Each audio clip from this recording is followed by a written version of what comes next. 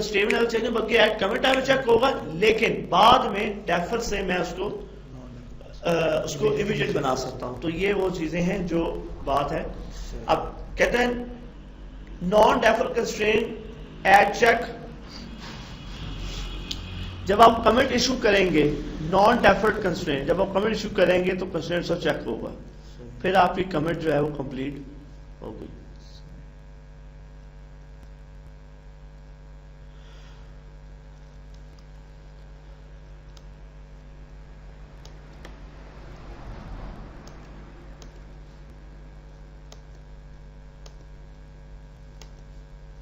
जैसे ये देखें, अब वो पिछली एग्जांपल कर रहा है कि कंस्ट्रेंट को इनेबल कैसे करना है। देखें, alter table country add unique, क्या कह रहा है, जिसका क्या मतलब है, क्या मतलब इसका, पिछला चेक नहीं करेगा, अभी जो न्यू होगा। हाँ, कंस्ट्रेंट जो है वो आप पर लग जाएगा, एग्जिस्टिंग जो चेक नहीं करेगा। अच्छा, ये क्या कह रहा है, कंस्ट्रेंट लगा रहा है, और जो कंस्ट्रेंट बाय डिफॉल्ट लगता है वो होता है इनेबल वैलिडेट। क्या कहा, जो कंस्ट्रेंट जो जैसे ही क्रिएट स्टेट क्या होती है, इनेबल वैलिडेट होती है। अच्छा, यहां पे क्या कर रहा है, एक टेबल बना रहा है T1 के नाम से, पी के नंबर, यहां पे एक कॉलम है पी के और साथ ही क्या लगा रहा है, प्राइमरी की एफ के कॉलम है, उसकी टाइप नंबर है, C1 एक नंबर है, ये डिफरेंट कॉलम है। और ये कंस्ट्रेंट जो लगा रहा है, ये कंस्ट्रेंट कौन सा लेवल है, table level constraint.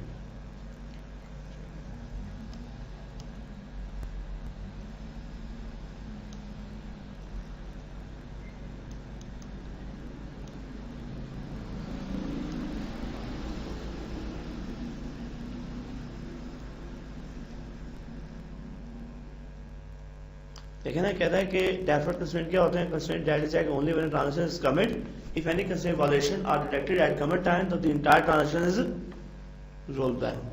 These constraints are most useful when both parent child in a foreign की रिलेशन। ये कंस्ट्रेंट यूज करते हैं जहां पे मास्टर टेल लाइक डेप्ट और एम का एंड ऐसे टेबल पर यूज किए जाते हैं।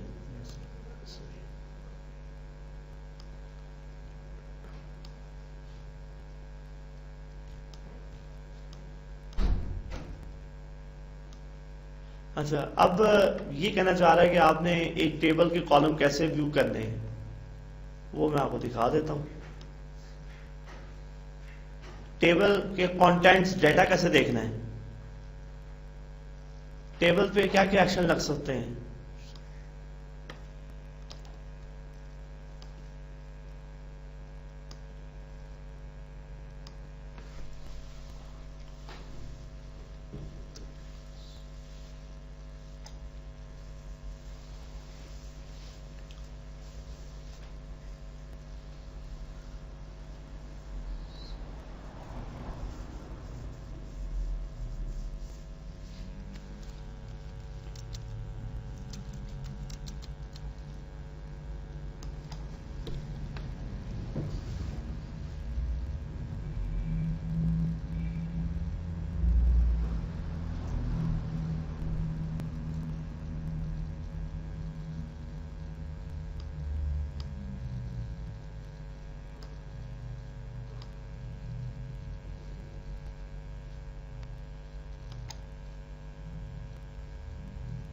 अच्छा, अभी हमने कुछ टेबल भी बनाए थे, एडमिनिस्ट्रेशन पेज में जाएंगे और यहाँ पे देखें जो हमने एग्जिस्टिंग टेबल बनाए थे, ये सारे उसी के बारे हैं। आगे डेटा देखना, ये सारी मैं आपको बारी बारी बता देता हूँ उनके बारे में। टेबल ड्रॉपिंग करना तो क्या होता है, टेबल ड्रॉप से क्या होगा,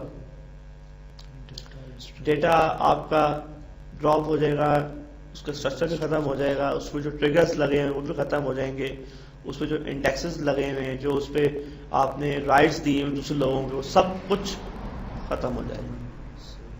ड्रॉप यानी कि डेटा टेबल के साथ और बहुत सारी चीजें जुड़ी होती हैं, यानी कि टेबल का स्ट्रक्चर, उसके अंदर डाटा, उस पर जो ट्रिगर्स लगे हुए हैं, उस पर जो इंडेक्सेस लगे हुए हैं, उस पर जो कंस्ट्रेंट लगे हुए हैं, उस पर जो प्रिविलेजेस दी हुई है सब खत्म हो जाएंगी। अच्छा, optional class from drop table, drop table के साथ ये वाली क्लासेस यूज की जा सकती हैं। ये पर्च कमांड 10G में है। एक्चुअली जब आप 10G के अंदर कोई टेबल ड्रॉप करते हैं तो वो टेबल जो है रिसाइकल बिन में चला जाता है। जैसे विंडो में एक रिसाइकल बिन का कॉन्सेप्ट है ना, कोई फाइल रिमूव की तो रिसाइकल बिन में चली जाती है। उसका फायदा क्या होता है, गलती से फाइल डिलीट हो गई उसको आप रिकवर कर सकते हैं। इसी तरह 10G के अंदर उसने रिसाइकल बिन का कॉन्सेप्ट दे दिया कि जब आप कोई टेबल और ऑब्जेक्ट ड्रॉप करते हैं तो वो कहाँ चला जाता है, रिसाइकल बिन में चला जाता है। और रिसाइकल बिन में जब वो चला जाता है तो उससे हम उसको दोबारा वहां से रिकवर कर सकते हैं। अब मैं अगर सिंपल कहूं ड्रॉप टेबल HR.imply तो वो टेबल कहां चला जाएगा, रिसाइकल बिन में चला जाएगा। बाय डिफॉल्ट फीचर ऑन होता है, ठीक है। लेकिन अगर मैं चाहता हूं कि मैं उस टेबल को परमानेंट तौर पे रिमूव करना चाहता हूं तो आखिर में आपको कमांड क्या लगानी होगी, पर्च की कमांड। ये कॉन्सेप्ट 9i या उसके अंदर नहीं था, ये कॉन्सेप्ट पर्च के इजाफी एक ऑप्शन बीच में लगाया ड्रॉप टेबल के साथ कि पर्च मींस के ये रिसाइकल बिन बाईपास हो जाए, डेटा टोटली ही सिरे से ही रिमूव हो जाए।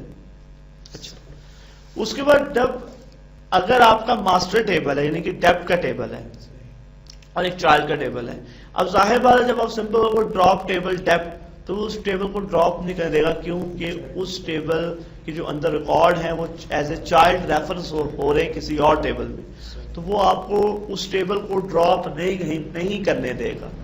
हाँ, अगर आप ड्रॉप टेबल HR.imply साथ में ये कह दें कैस्केड कंस्ट्रेंट्स, क्या कैस्केड कंस्ट्रेंट्स, ये फिर जब अब ये क्लॉज देने से क्या होगा कि इस टेबल पे जितने भी ये टेबल जहां भी फॉर्म की लगते हुए रेफरेंस हुआ है, कौन सा टेबल जिसको हम ड्रॉप करें, लाइक ड्रॉप टेबल डेप्थ है, इसमें रेफरेंस क्या हो रहा है, मुख्य टेबल में डेप्थ नंबर यानी कि M में क्या रेफरेंस हो रहा है, डेप्थ नंबर।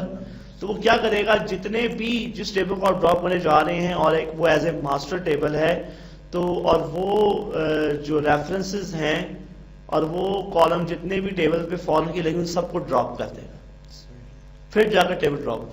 यानी कि अगर जिस टेबल को आप ड्रॉप करने जा रहे हैं वो टेबल मुख्तलिफ टेबलों में एज ए रेफरेंस फॉर्म की में यूज हुआ है तो वैसे तो नॉर्मल टेबल वो आपको रिमूव करने देगा क्योंकि फॉर्म की लगी हुई है वो जो टेबल के कॉलम वो रेफरेंस हुए हैं। तो फिर उसका हल क्या है, हम ये चाहते हैं कि चले हमने टेबल तो हमें ड्रॉप करना फैसला हमने कर लिया है, तो फिर हम ये चाहते हैं जितने भी कंस्ट्रेंट लगे जितने भी टेबल में ये वाले जो प्राइमरी टेबल है जिसको हम ड्रॉप करने जा रहे हैं रेफरेंस हो रहा है, इसको क्या कर उसके पहले सारे क्या करेगा, कंस्ट्रेंट ड्रॉप करेगा फिर टेबल ड्रॉप कर देगा। तो ड्रॉप टेबल HR.imply साथ में क्या कहना होगा, कैस्केड कंस्ट्रेंट्स। अच्छा, truncating a table make its raw data unavailable and optionally release use space and corresponding indexes are truncated.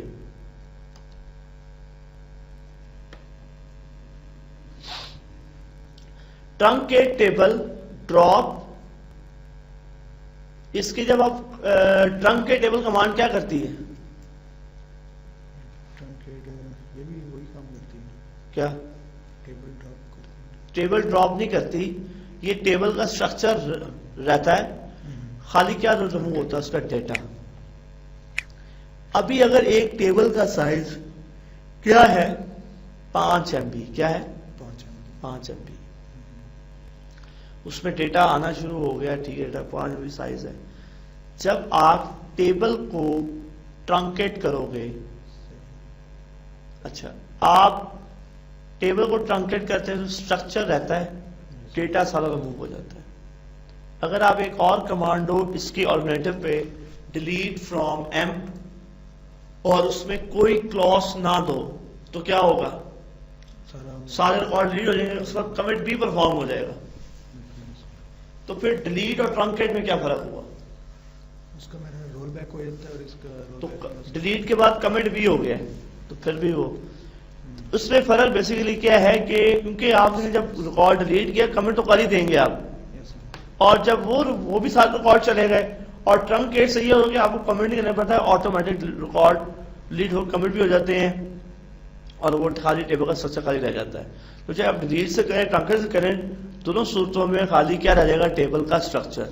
जो मेनली जो इसमें चीज फर्क है ना, अगर एक टेबल का साइज 5 MB है, जब आप रिकॉर्ड डिलीट करेंगे तो सारे रिकॉर्ड टेबल से तो डिलीट हो जाएंगे, लेकिन जो 5 MB की जो डेटाबेस से जगह ली हुई है वो डेटाबेस को वापस नहीं होगी और वो टेबल आपका स्टिल 5 MB की रहेगा, लेकिन उसमें डेटा कोई नहीं, एम्प्टी 5 MB क्या रहेगा, यानी कि 5 MB डेटाबेस से जगह ऑक्यूपाई उसने की हुई है 5 MB, लेकिन उसमें रिकॉर्ड एक भी नहीं है।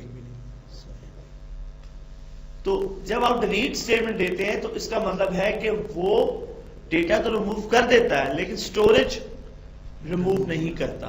जब हम ट्रंकेट की कमांड देते हैं तो ट्रंकेट में डेटा भी जाता है और उसका स्टोरेज भी जाता है, यानी कि 5 MB जो जगह है जो ली हुई है टेबल ने वो वापस जो है डेटाबेस को हो जाती है वापस।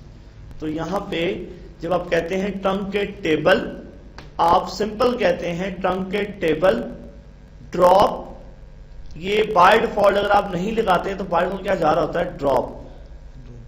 यहां पे दो ऑप्शन है, drop reuse, sorry drop storage या रीयूज स्टोरेज। ड्रॉप अगर मैं कहता हूं truncate table amps drop storage, तो क्या मतलब होगा कि स्टोरेज को रिमूव कर देगा, स्टोरेज रिमूव कर देगा।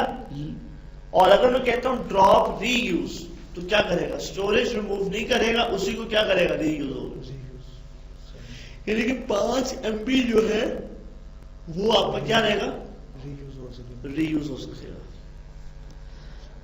अच्छा, अब एक और चीज, the table is marked as empty by setting in high water mark to beginning of table making row is unavailable.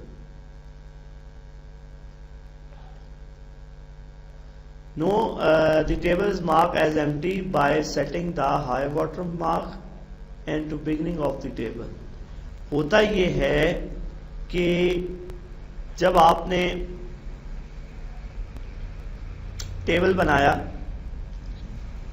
जब टेबल बनता है तो वो डेटाबेस से सपोज कर लें कि 5 MB जगह ले लेता है, बेशक अभी टेबल फुल एम्प्टी बना है लेकिन वो जगह ऑक्यूपाई कर लेता है। टेबल जब बन गया, उसने डेटाबेस से जगह ऑक्यूपाई कर ली, डेटा आना शुरू हुआ, वो 5 MB पास सारा क्या फिलअप होगा। तो ये भी तो हो सकता है कि जब डेटा 5 MB फिलअप हो जाएगा तो डेटा क्या टेबल और नहीं आगे बढ़ेगा, बढ़ेगा। इट मीन्स कि 5 से 6 भी होना चाहिए, 7 में चाहिए।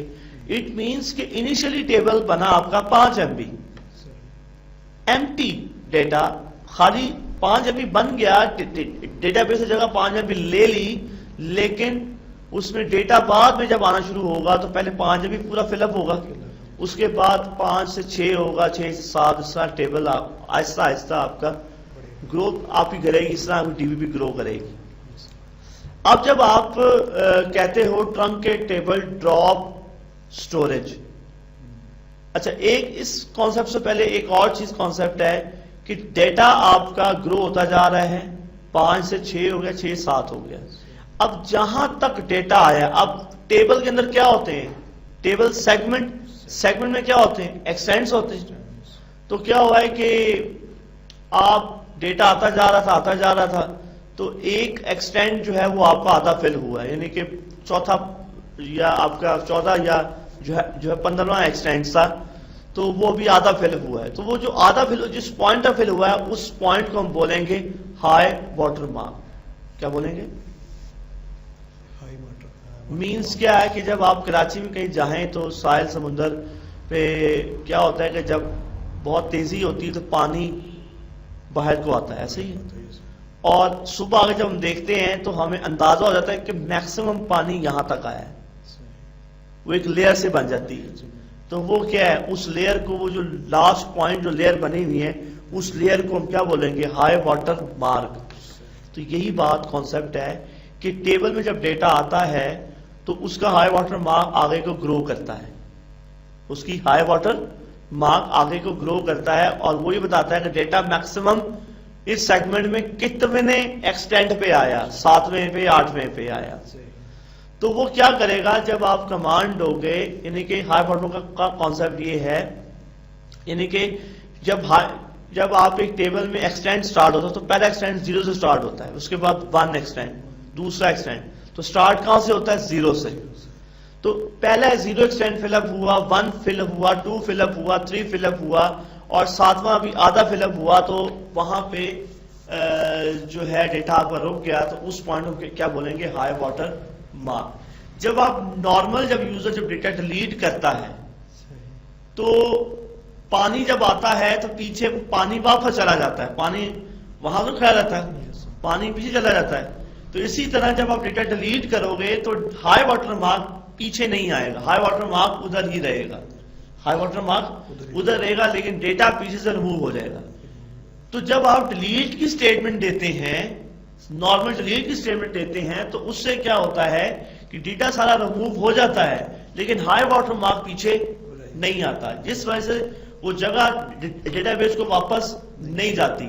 जब आप कमांड देते हो ड्रॉप स्टोरेज, तो वो क्या करता है? इसका मतलब है कि उसका हाई वाटर मार्क पहले एक्सटेंड पे ले आए, यानी 0 पे। हाई वाटर मार्क कहां पे ले आए? पहले एक्सटेंड पे ले आए, तो वो मतलब है ड्रॉप स्टोरेज। और रीयूज स्टोरेज का मतलब है कि जो हाई वाटर मार्क है वो आपका वहीं पे रहे, लेकिन वो रीयूज हो रहे वो एरिया। तो कहता है कि यहां पे usually many time faster than issue delete statement to delete all row whatever due to following is reset, usually many time faster than issue delete statement to delete all row whatever due to following reset. यानी कि ये कहना चाह रहा है कि आपकी ये जो फास्टर होता है किससे? इशू देन डिलीट स्टेटमेंट से। The Oracle database reset the table however instead of processing each row delete of no undo is generated. The Oracle server जब उसका high water mark जब आप ट्रंकेट करते हैं तो क्या करता है? Oracle database reset the table high water mark instead of processing each row, यानी कि वो हर रो को डिलीट करने की बजाय वो सीधा क्या करता है? High water mark delete statement क्या करती है? एक एक रिकॉर्ड डिलीट करती है ना, रिकॉर्ड डिलीट रिकॉर्ड, और हाई वाटर मार्क असल वहीं रहता है। तो ये जो जब कहते हैं ना ट्रंकेट टेबल ड्रॉप स्टोरेज, तो वो क्या करता है? समाया कर देता है एकदम, और हाई वाटर मार्क शुरू में लेता है, जिसमें वो फिर एक एक रिकॉर्ड से प्रोसेस नहीं करना पड़ता, और इसमें फिर अंडू भी जनरेट नहीं होता उस डाटे का, जिस वजह से ट्रंकेट की स्टेटमेंट उससे फास्ट हो जाती है। और रीयूज का मतलब है कि हाई वाटर मार्क आपका वहीं पे रहे, डेटा सारा आपका क्या हो जाए? रिमूव हो जाए।